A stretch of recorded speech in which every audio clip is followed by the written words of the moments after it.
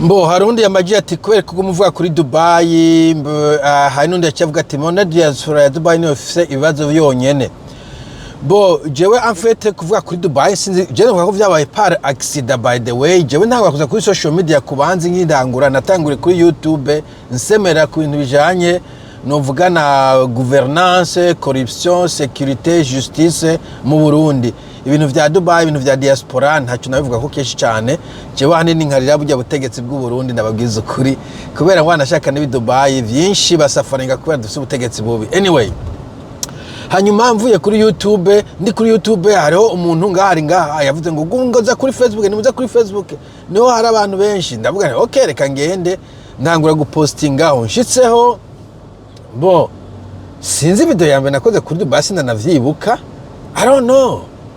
Sinzi ntangura kuronka amakuru ya Dubai sinobwira ngo vyatanguriye he batangura ku telefone ahubwo abantu reka tukubwira amakuru ya Dubai tugorewe Dubai. Donc jewe nasemereye ku bantu bakomye induru, okay?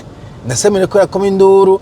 Iyo mbonye ibivuye South Africa ndasemera, iyo mbonye ibivuye Zambia ndasemerera, sindabona ibivuye muri France ndabona nzosemerera.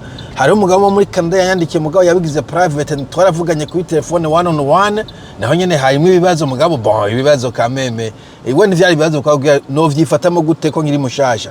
Donc bantu mwe igituma mvuga Dubai nuko ari abantu bi Dubai banyegereye bati hari ibibazo bi Dubai je ntavyo narinzi ko Dubai ari paradiso nase n'umugenzi ntituvugana cyane mugabo narinzi ko amerewe neza mu nyuma tuvuganya mbwiye ngo ni slavery wenye nabinyibya n'amajana ari okay. Bo hari n'abantu je nako ndimvira ko bakwiye kuja Dubai kera na promoting South Africa mugabo nangize ko ntabwo promoting Dubai kuko je nanze ko hameze neza, amafaranga ameze neza, amategeko yubahirizwa. Donc niyo mpamvu semera kuri Dubai na makuru mba ndose ave Dubai nta kintu nziga muri ibi bintu, nta mafaranga ndiko ndakorera, nta ma views nshaka kuko nta kintu avamwo je no kubwira narabeshe screenshots, nta mafaranga ndiko ndayakoreramo. Donc semera kuri Dubai kubera ari boho abantu banyandikira. Ukaba uri mu yindi diaspora office ibibazo nyandikira, I will say something about it.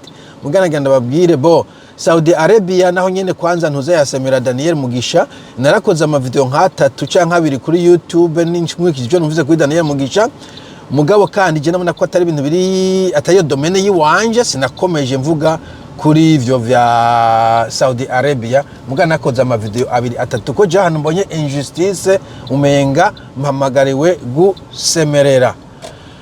Voilà nico novuga sino bon iyo mvuze ibintu abandi bavuze ntabwo mba mbeshe. Mugire umunsi mwiza, bye bye.